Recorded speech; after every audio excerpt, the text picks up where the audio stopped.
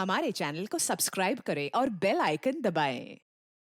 हाय, मैं हूं शिवाजी साटम और आप मुझे एसीपी प्रद्युमन के नाम से जानते हैं। For more episodes of CID, subscribe to live crime and hit the bell icon.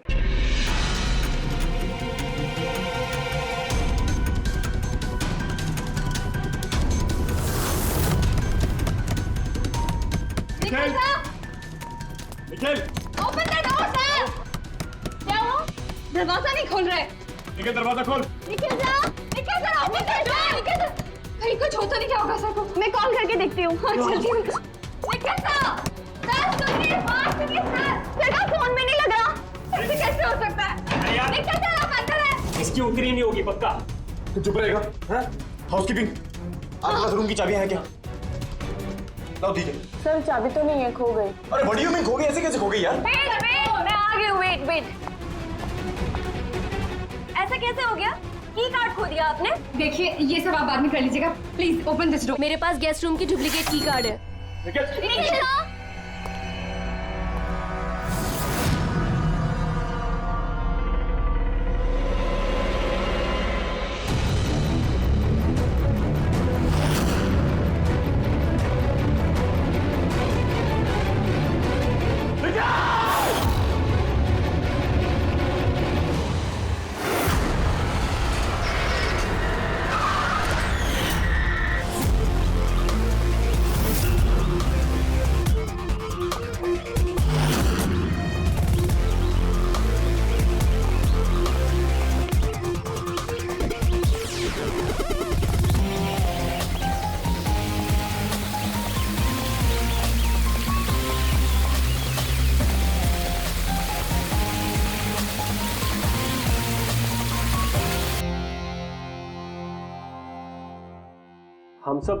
हम सब एक स्टार्टअप कंपनी निकिटून के लिए काम करते हैं। निकिटून? वो जो कार्टून बनाती? जी। आप लोग हैं कौन और यहाँ पे क्या कर रहे हैं? निखिल सर हमारे बॉस थे। उन्हें यूएस से एक बहुत बड़ी कंपनी का ऑफर आया था। वो तो इतने खुश थे। इनफैक्ट हमारे साथ सेलिब्रेट करने के लिए उन्होंने ये पार्टी रखी और 2 दिन बाद तो वो यूएस से भी जाने वाले थे, लेकिन पता नहीं है सब कैसे।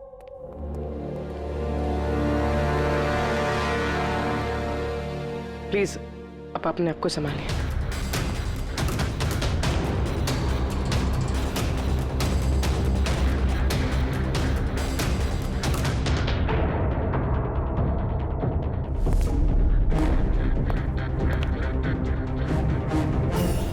थोड़ा अजीब लग रहा है सर। इतने सारे वार हुए हैं इस पे, ये हिले तक नहीं, कुछ स्ट्रगल वगैरह नहीं किया इसने? हाँ यार, ये तो अजीब है, लेकिन इससे भी अजीब एक और बात है। तुम्हें यहाँ पर कुछ महक नहीं आ रही? कुछ अजीब तरह की स्मेल? अजीब सी स्मेल है थोड़ी सी। हाँ, ये एक खास तरीके का केमिकल है। और देखो, ये जो इसकी नाक की हड्डी है ना, ये बुरी तरह से टूट गई है। और ये इसकी खाने की नली भी बुरी तरह से डैमेज है।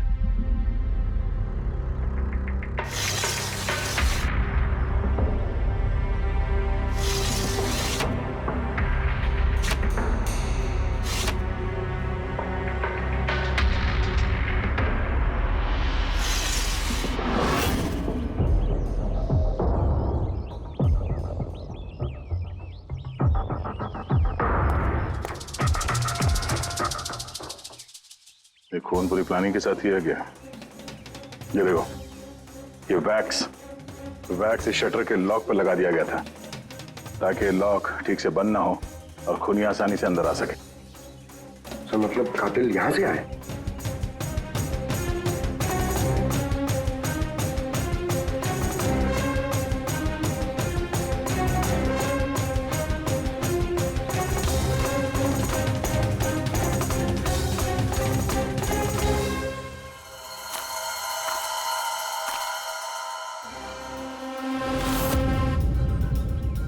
पंकज,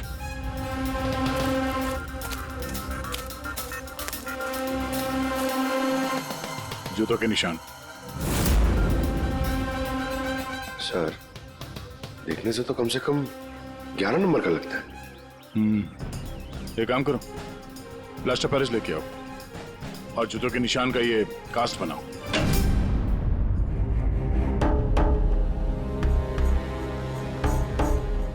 सर की कार्ड। कमरे का की कार्ड यहाँ पे?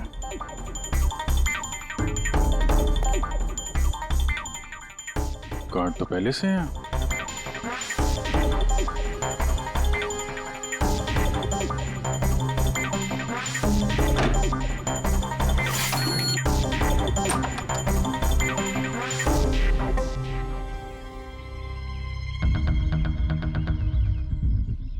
पूर्वी, जरा इस दरवाजे का लॉक सिस्टम चेक करवाओ।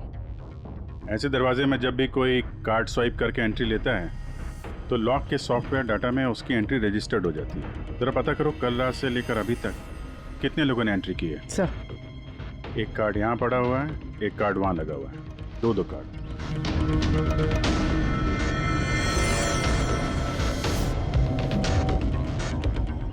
इतनी बड़ी लापरवाही! आप की कार्ड कैसे खो सकते हैं? आपको पता है कि आपकी इस लापरवाही की वजह से हमारे होटल का कितना नाम खराब हो रहा है? मैडम, मैं मास्टर की हमेशा संभाल कर ही रखता हूँ, और कल मैंने जब सारे कमरे साफ किए तब भी मेरे पास ही थी, लेकिन जब मैं कीर्ति मैडम का रूम क्लीन करने गया उसके बाद से मिल ही नहीं रहा। पता नहीं कहाँ गिर गई। कहीं ये तो नहीं है वो मास्टर कार्ड?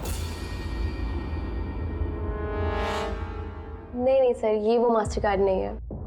कमाल है, आपने एक झलक में पहचान लिया ये वो कार्ड नहीं है। सर, जो हमारे मास्टर कार्ड्स होते हैं उन पे लिखा होता है मास्टर कार्ड्स, और वो वाइट कलर के होते हैं। और सर, ये तो एक नॉर्मल की कार्ड है, ये हम सिर्फ अपनी गेस्ट को अलॉट कराते हैं। आई सी। अच्छा, ये अपना निखिल के कमरे में कोई और भी रह रहा था क्या? नहीं सर, वो अकेले ही रह रहे थे। तो फिर उनके कमरे में 2 की कार्ड कैसे? 2 की कार्ड्स? सर एक मिनट, मैं अभी पता करके बताती हूँ। जरा चेक करना कि मिस्टर निखिल के नाम पे एक और कार्ड इशू हुआ था। हाँ ma'am, duplicate card. Oh yes sir, याद आया मुझे, कल ही मिस्टर निखिल ने हमसे एक डुप्लीकेट की कार्ड बनवाया था, क्योंकि उन्होंने हमसे बोला था कि उनका जो ओरिजिनल की कार्ड है वो उनसे कहीं खो गया था। लेकिन एक कार्ड तो उनके कमरे के सॉकेट में लगा हुआ है, और ये दूसरा कार्ड तो वहाँ जमीन पे पड़ा मिला। आई डोंट नो सर, उन्होंने तो हमें यही बोला था कि उनका की कार्ड खो गया है। कोई बात नहीं, थैंक यू। ये एक कार्ड होते हुए भी निखिल ने डुप्लीकेट कार्ड क्यों बनवाया होगा? अभिजीत, कई बार लोग डुप्लीकेट कार्ड इसलिए मांगते हैं कि वो चाहते हैं कि कोई और भी उस कमरे में आ जा सके। कहीं ऐसा तो नहीं कि इस निखिल का किसी और के साथ चक्कर चल रहा हो, उसके ऑफिस में या कहीं और। हो सकता है उसने ये चाबी अपने गर्लफ्रेंड को दी होगी और उसकी गर्लफ्रेंड ने उसे मार दी हो। सर, डोर का लॉकिंग सिस्टम स्कैन कर लिया है। रात में की कार्ड 2 बार स्वाइप हुआ है, एक बार 2:15 बजे और एक बार 2:30 बजे। लगभग इसी टाइम में निखिल का खून भी हुआ था। और ये खूनी कमरे में 2 बार क्यों गया? 2 नहीं, 3 बार। एक बार डुप्लीकेट कार्ड से, एक बार मास्टर कार्ड से, एक बार उस खिड़की से जो खुली हुई थी। सर, मैंने सबसे पूछताछ कर ली, उन लोगों का यही कहना है कि वो लोग रात को रूम में सो रहे थे।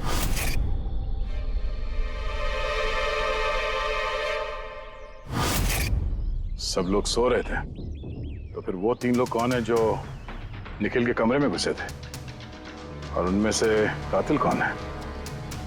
इसके सीने पर ये जो घाव के निशान है, इससे ये बात तो पक्की साबित होती है कि इसे किसी तेज धारदार चाकू से मारा गया है। तो हमारा पहला मर्डर वेपन हुआ एक तेज धार वाला चाकू।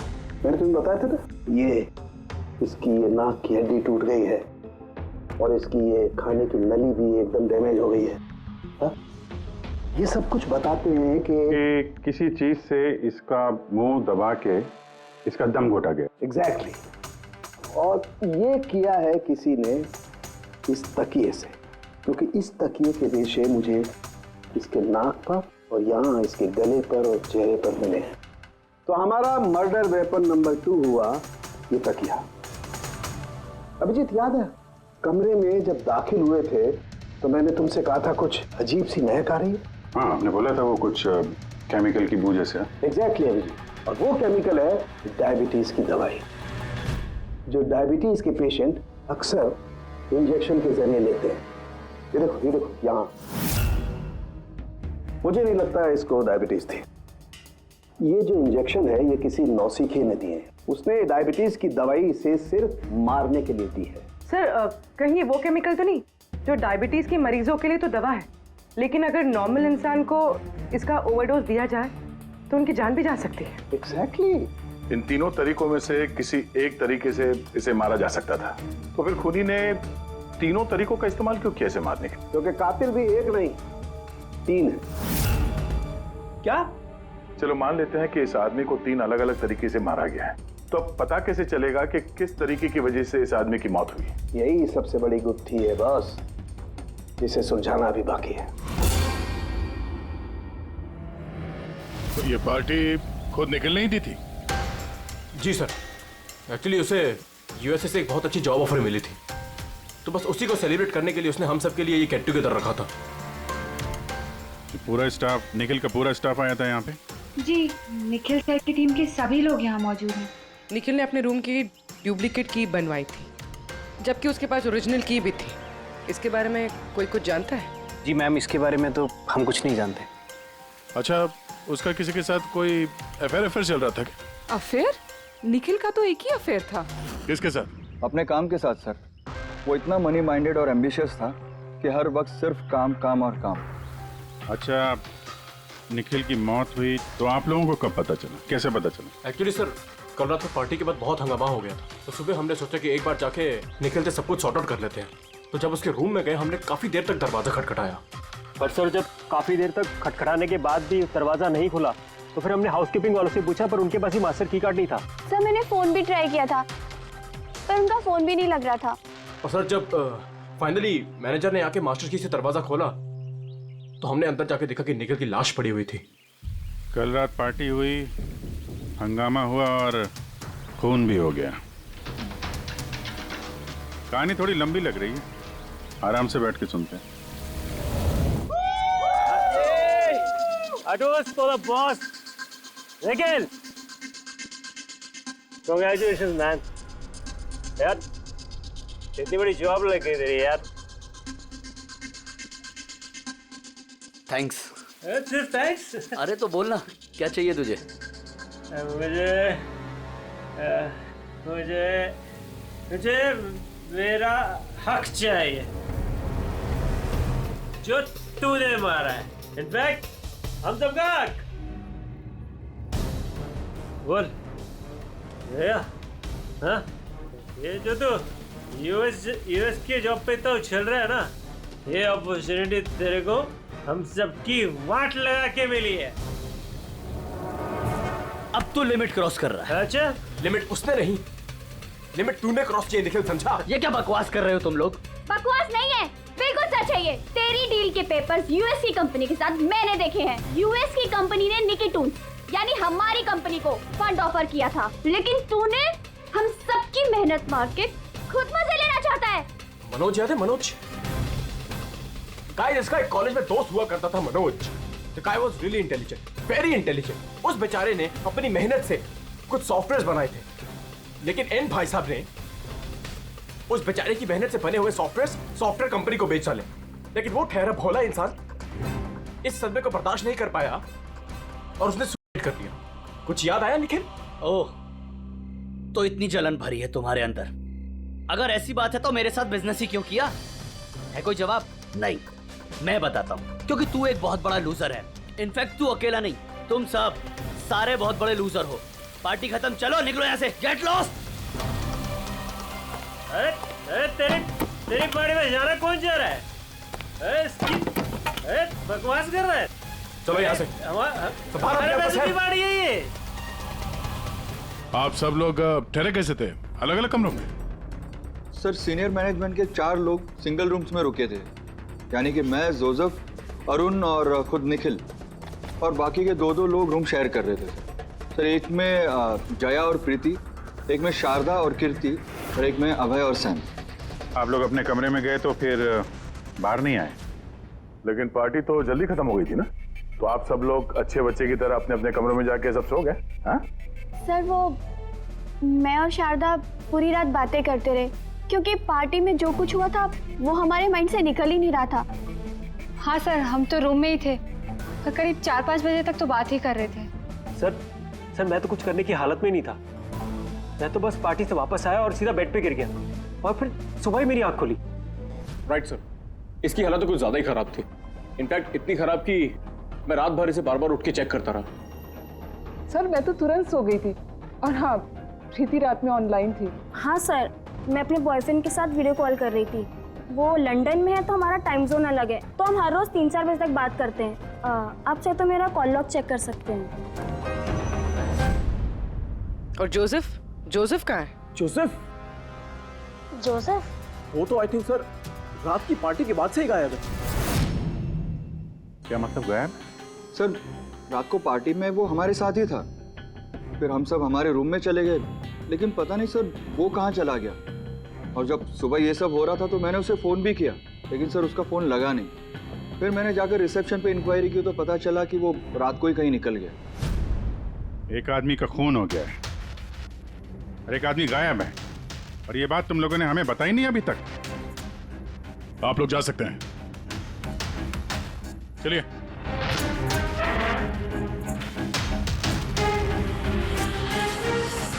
सर मुझे तो लगता है सब के सब झूठ बोल रहे हैं। जब तक असली कातिल सामने नहीं आ जाता, ये सब शक के घेरे में है। भाई इसके सीने पर जो ये घाव के निशान है ना, ये भी अपने आप में एक गुत्थी है। ये देखो, ये घाव देख रहे हो इसके सीने पर? ये 2 घावों की दूरी समान है। और एक बात, ये घाव में ये अंदर की तरफ धारदार निशान है और बाहर की तरफ ब्लंट है, कुंद है। डॉक्टर साहब, चाकू के निशान तो वैसे ही होते हैं ना? मतलब एक तरफ कुंद और दूसरी तरफ धारदार। हाँ दया, होते हैं, चाकू के निशान भी ऐसे होते हैं, लेकिन इस केस में ऐसा नहीं। और इस केस में ये जो दोनों के दोनों घाव के निशान में एक बराबर की दूरी है, वैसा चाकू के निशान में नहीं हो सकता।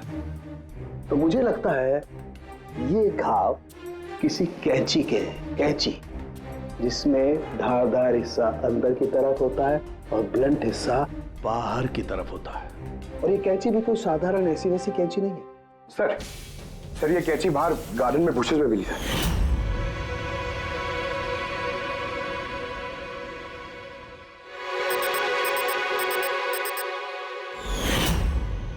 ये देखो। और सर उसके ऊपर ब्लड के ट्रेसेस भी हैं। मैं जो बात कर रहा था वैसी ही कैंची, और इस पर ब्लड के ट्रेसेस भी मिले हैं। हो सकता है खूनी ने इस कैंची से ही वार किया। यस, एक बात और, ये वार करने वाला कोई लेफ्ट हैंडर था।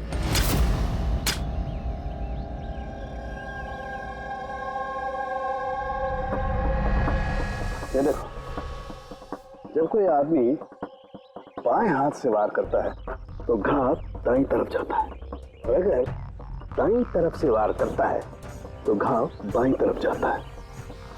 इसका घाव दाईं तरफ गया हुआ है, इसीलिए मैं कहता हूं कि जिस किसी ने भी वार किया है वो लेफ्टी है, कपूर। एक बात और, जिस किसी ने वार किया है कोई आदमी है, क्योंकि इतनी बार इतना गहरा घाव, लगभग 7 इंच गहरा घाव, इसके लिए तो बहुत ताकत चाहिए।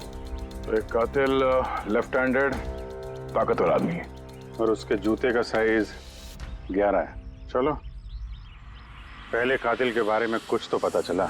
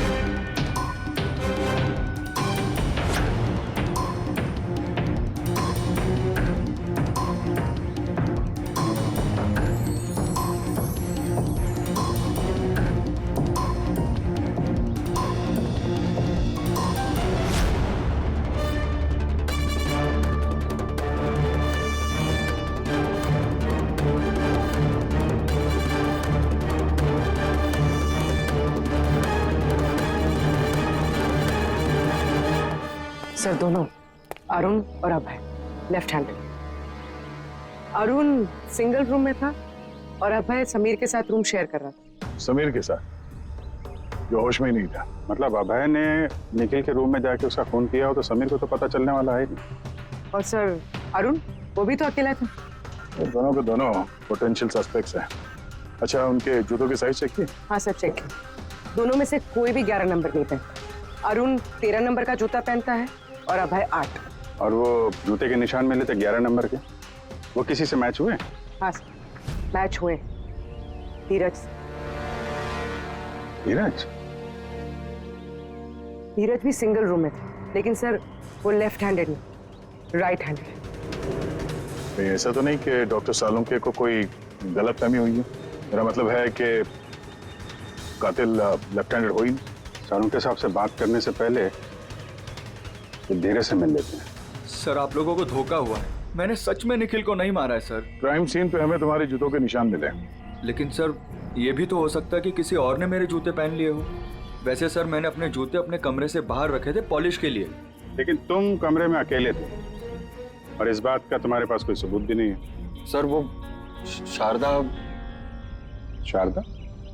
शारदा क्या? सर, एक्चुअली शारदा और मेरा अफेयर है और ये बात हम किसी को बताना नहीं चाहते थे। लेकिन सर, शारदा मेरे साथ मेरे रूम में ही थी। तो शारदा ने कहा कि वो अपने कमरे में थी कीर्ति के साथ। सर, वो तो बचने के लिए उसने झूठ कहा था, क्योंकि कीर्ति ही सिर्फ ऐसी थी जो हमारे अफेयर के बारे में जानती थी। इनफैक्ट कीर्ति ने ही हमें एनकरेज किया था। धीरज सच बोल रहा है, मैं उसके साथ उसके रूम में ही थी।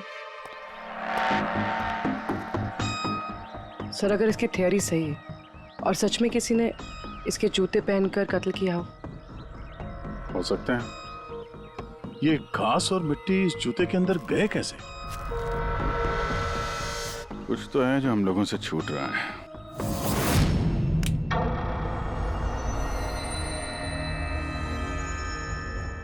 निखिल का खून अभय कर सकता है। अभय? हाँ। कैसे सर? जरा सोचो पूर्वी। अरुण, जिसके जूतों की साइज 13 है, इसलिए अरुण धीरज के जूते नहीं पहन सकता, क्योंकि धीरज के जूते की साइज 11 है। अरुण के पैर धीरज के पैरों से बड़े हैं। मगर अभय, जिसके जूतों की साइज 8 है, मतलब जिसके पैर छोटे हैं, वो धीरज के जूते पहन सकता है। अभय धीरज के जूते पहनकर निखिल का खून कर सकता है। अब रही बात उस निशान की, जब भी कोई छोटे पैर का आदमी बड़े पैर वाले जूते पहनकर चलने लगता है तो अपने शरीर का बैलेंस संभालने के लिए वो अपने बॉडी का प्रेशर, वजन का प्रेशर जूतों के आगे की तरफ देता है और इसीलिए निशान भी वैसे आते हैं। समझ गए? जरा अपने जूते पूर्वी को दो, चल के दिखाओ।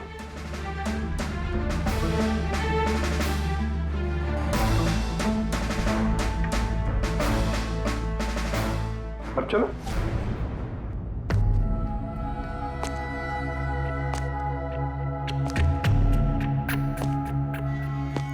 हाँ सर, बैलेंस संभालने के लिए मुझे अपना प्रेशर आगे डालना पड़ रहा है। हाँ, इसीलिए वहां पे जो हमें जूतों के निशान मिले थे वो आगे की तरफ दबे हुए थे।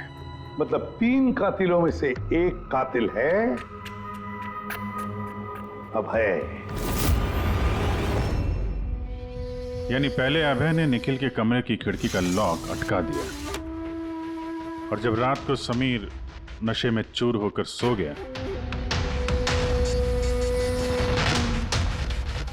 अभय बाहर गया, धीरज के जूते पहने,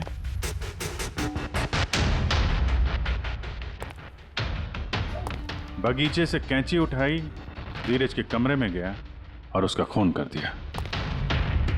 बॉस, इतना खुश होने की जरूरत नहीं है, ये केस अभी सॉल्व नहीं हुआ है। याद है, निखिल के 2 कातिल अभी बाकी हैं। हाँ सर, उनके मालूम है और 2 कातिल बाकी है, लेकिन वो भी जल्द मिल जाएंगे। मिल गया सर, मिल गया, वो जोसेफ मिल गया। ये सच है सर, मैं रात को रिसोर्ट से चला गया था क्योंकि सर मुझे डायबिटीज है और मुझे दिन में 3 बार डायबिटीज के इंजेक्शन लेने पड़ते हैं सर। और सर, मैं रात को जब डायबिटीज के इंजेक्शन लेने गया तो क्या देखता हूँ, मेरी किट वहां पर है ही नहीं। सर, मजबूरन मुझे दवाई लेने घर जाना पड़ा। सोचा सुबह को वापस आ जाऊंगा। मतलब क्या है? तुम्हारी डायबिटीज का किट गुम हो गया? मतलब सर हम 2 दिन के लिए रिसोर्ट में आए थे और मैंने अपनी ज़रूरत की सारी दवाइयाँ अपने साथ रख ली थी।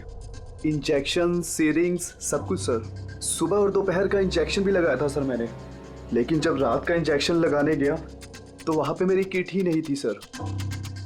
पता नहीं कौन कहाँ कब ले गया सर, मैं नहीं जानता। चलो मान लें कि तुम्हारी बात सही है, पर तुम्हारा मोबाइल फोन क्यों ऑफ था? सर मेरा फ़ोन डिस्चार्ज हो गया था और चार्जर भी रिसोर्ट में रह गया था। ठीक है, अभी के लिए जा सकते हो। जरूरत पड़ी तो हम तुम्हें फिर बुला लेंगे, ठीक है? जी सर। बॉस, मैंने कहा था ना, 3 में से किसी एक कातिल ने निखिल को डायबिटीज का ओवरडोज दिया था। लेकिन सर, ये पार्टी के तुरंत बाद बाहर निकल गया था और पूरी रात बाहर ही था। मुझे नहीं लगता है कि इसने खून किया है। खून चाहे किसी ने भी किया हो, किसी ने तो डायबिटीज की दवाइयां चुराई है कमरे में से। पता लगाना पड़ेगा कौन गया था जोसेफ के कमरे में और किसने चुराई ये दवाइयां।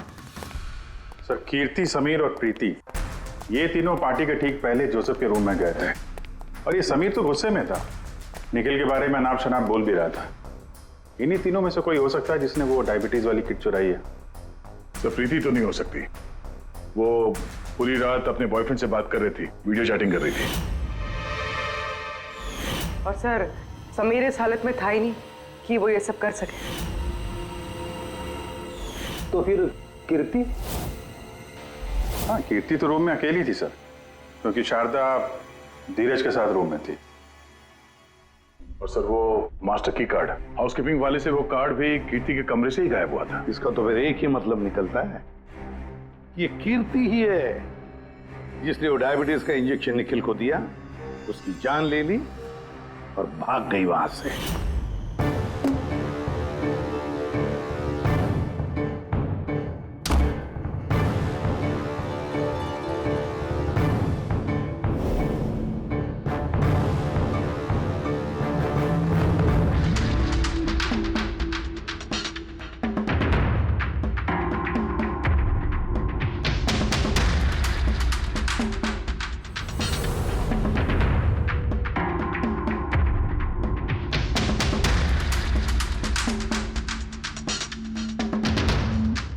सर, 2 लोग तो मिल गए, अब ये तीसरा खूनी वही है ना जिससे निखिल का चक्कर। अब मेरा मतलब है जिसे निखिल ने डुप्लीकेट की कार्ड दिया था।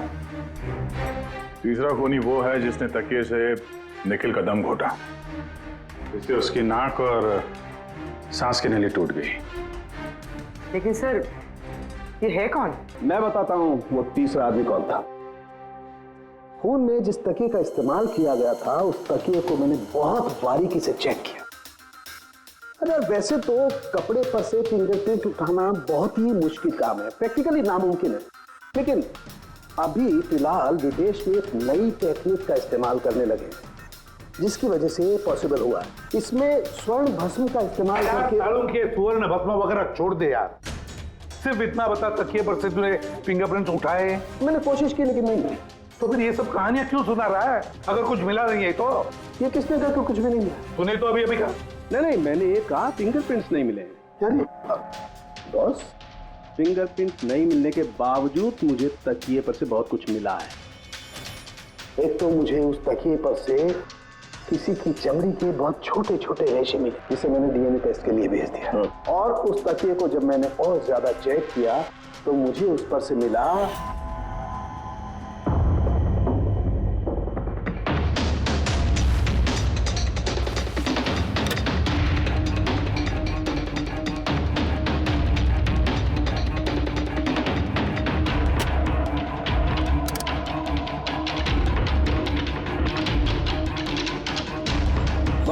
हाथ के साइज का छोटा होना, बाएं हाथ की उंगली की अंगूठी और तकिए पर नाखूनों के निशान, सब इस बात को बताते हैं कि ये कोई औरत है। देखा सर, मैंने कहा था ना निखिल का कोई चक्कर है औरत के साथ। तो कौन हो सकती है? ये लोग हाथ के निशान से उन लोगों के निशान मैच करके देखेंगे ना, नहीं सारंगी, उससे कुछ नहीं होगा, उससे कुछ नहीं होगा। अब देख, ये धीरज शारदा के साथ अपने कमरे में था। जोसेफ वो तो रिसोर्ट में था ही नहीं। कीर्ति ने डायबिटीज की दवाई की इंजेक्शन से निखिल को मार डाला। अब निखिल को कैंची से मारा, कैंची से। जया तो सो रही थी रिसोर्ट में अपने कमरे में। प्रीति वीडियो कॉलिंग पर लगी रही थी। समीर तो पी के दूध था। तो इन सब में बचता है अरुण, जिसके पास कोई सबूत नहीं, जो कहता है कि वो अपने कमरे में अकेले ही था। अरुण, लेकिन बॉस खूनी तो कोई औरत है। तभी तो सारंगे, तभी तो इनमें से किसी के भी हैंडप्रिंट्स मैच नहीं होंगे, किसी के भी हैंडप्रिंट्स मैच नहीं होंगे, क्योंकि कातिल इनमें से कोई है ही नहीं। इनमें से कोई है ही नहीं, वो तो कोई और ही है। और मुझे मालूम है वो कौन है।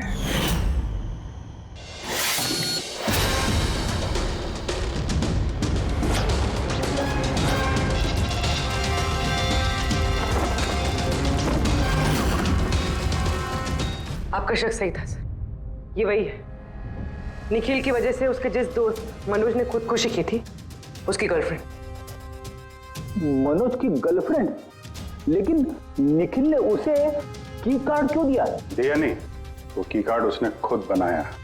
निखिल के कमरे का की कार्ड कभी खोया ही नहीं था ना। निखिल ने छाया से कहा कि उसके कमरे का डुप्लीकेट की कार्ड बनाकर देंगे। वो डुप्लीकेट की कार्ड तो छाया ने बनवाया खुद, अपने आप, और फिर निखिल के कमरे में जाकर निखिल को मार डाला। अपने मंगेतर मनोज की मौत का बदला ले लिया उसने, बदला ले लिया। जी सर, आपने हम लोगों को बुलाया? जी हां, आप लोगों को हमने इसलिए बुलाया क्योंकि खूनी का पता चल गया है। आपको पता चल गया सर? कौन है वो? आपको बहुत जल्दी है जानने की कीर्ति जी। सर वो तो मैं ऐसे ही पूछ रही थी। वैसे सर अभय, आपको क्या लगता है कातिल कौन है? सर ये मैं कैसे बता सकता हूँ, ये तो आप जानते होंगे ना। हम तो जानते ही हैं, आप भी अंदाजा लगाइए। मिस छाया, आप कुछ अंदाजा लगा सकती हैं? अब मैं क्या अंदाजा लगा सकती हूँ? देखिए प्लीज आप जल्दी कीजिए, मुझे निकलना है, बहुत जरूरी काम है। अरे हाँ, आप तो जल्दी में ही होंगी।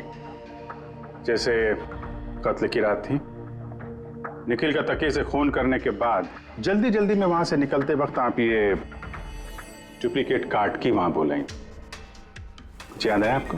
ये क्या बोल रहे हैं आप? मैं उसका खून क्यों करूंगी? मैं तो उसको जानती तक नहीं हूँ। ऑफ कोर्स आप उसको जानती हैं। तुम्हारे बॉयफ्रेंड ने कुछ साल पहले इस निखिल की वजह से खुदकुशी की थी ना, उसी का बदला ले रही हो ना तुम। इसका मतलब मनोज इसका बॉयफ्रेंड था? गाइस, इसका एक कॉलेज में दोस्त हुआ करता था Manoj. The guy was really intelligent, very intelligent। उस बेचारे ने अपनी मेहनत से कुछ सॉफ्टवेयर बनाए थे, लेकिन एन भाई साहब ने उस बेचारे की मेहनत से बने हुए सॉफ्टवेयर कंपनी को बेच डाले। इस सदमे को बर्दाश्त नहीं कर पाया और उसने सुसाइड कर दिया। इसका मतलब निखिल का खून भी इसी ने किया है? तीन लोगों ने मारा है निखिल को, तीन लोगों ने, और वो सब तुम में से ही कोई है। ये क्या कह रहे हैं सर आप? वही जो आपने सुना। पूछिए मिस्टर अभय और मिस कृति से। क्यों अभय? वैसे हमें सबूत तो मिल गए, लेकिन तुम लोग अपना गुनाह खुद कबूल करोगे या पूरी कहानी हम ही लोगों से सुनोगे? बताता हूं सर। इस निखिल ने हमें बहुत बड़ा धोखा दिया था सर, इतना बड़ा धोखा कि मैं उसे अपने दिमाग से निकाल नहीं पाया। उसे जो यूएस की अपॉर्चुनिटी मिली थी, उस सब में हम सबकी मेहनत थी, और वो हमारा हक मारकर अकेले मजे लेना चाहता था। मुझसे ये बर्दाश्त नहीं हुआ और मैंने जोसेफ के डायबिटीज के इंजेक्शन से उसे मार दिया। चलो अच्छा है कि तुम सभी ने अपना गुनाह कबूल कर लिया। तीनों को अरेस्ट कर लो। लेकिन सर आप हमें इस तरह से अरेस्ट नहीं कर सकते हैं। दिमाग तो ठिकाने पे है तुम्हारा। तुम सब के खिलाफ सबूत है हमारे पास। सबूत? सबूत तो सर इस बात का होगा ना कि हमने उस पे हमला किया था। अब 3 अलग अलग लोगों ने अलग अलग तरीके से हमला किया था, तो तीनों तो खूनी नहीं हो सकते ना। खूनी वो होगा जिसने सबसे पहले हमला किया होगा, और बाकी के 2 उन्होंने लाश पे हमला किया होगा। तो अब जब तक आप ये प्रूव नहीं कर लेते कि सबसे पहला हमला किसने किया है, आप हमें गिरफ्तार कर ही नहीं सकते। और अगर गिरफ्तार कर भी लिया तो हम पे कोई केस नहीं लगेगा, क्योंकि किसी मरे हुए आदमी को कोई 3 बार मार ही नहीं सकता। कीर्ति, छाया, अभय, तुम तीनों में से निखिल का असली कातिल कौन है ये तुम जल्द बता देंगे। लेकिन एक बात अच्छी तरह से याद रखना, आज तक कोई भी गुनहगार हमारे इस पंजे से बचा नहीं है। अच्छी तरह से याद रखना।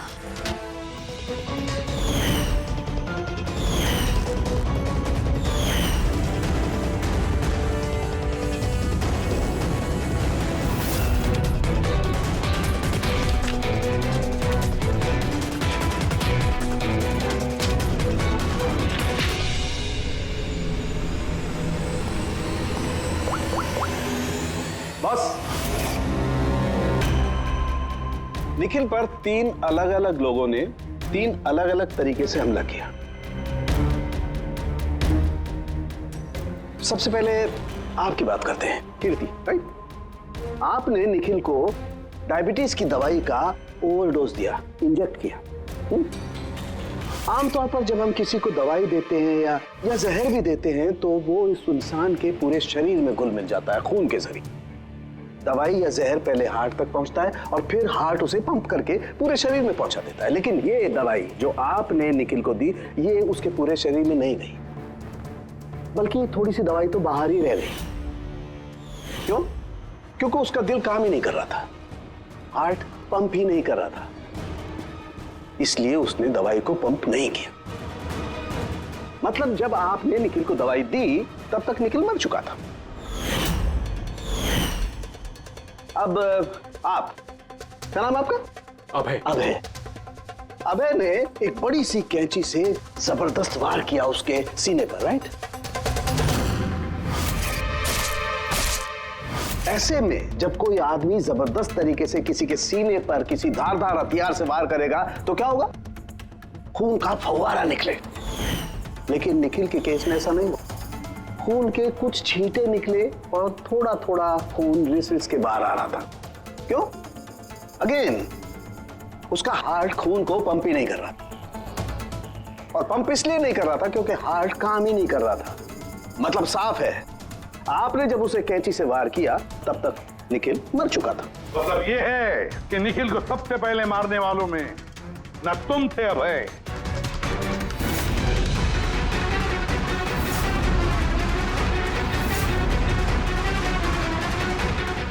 और ना तुम थी कीर्ति। निखिल को पहले मारने वाली थी छाया। निखिल की जान ली छाया ने, तकिया मुंह पर दबाकर उसका दम घोटकर। क्यों छाया, और कोई सबूत चाहिए तुम्हें? सब कुछ साफ है। अबे तुम्हें और कीर्ति, तुम्हें खून करने की कोशिश की जुर्म में तुम दोनों को कम से कम 7-8 साल की सजा तो होगी ही होगी। और छाया, तुम्हें निखिल की खून की जुर्म में जिंदगी भर जेल की सलाखों के पीछे सड़ना पड़ेगा। जिंदगी भर जेल की सलाखों के पीछे। For more updates, subscribe to our channel, click the show links and enjoy watching the videos.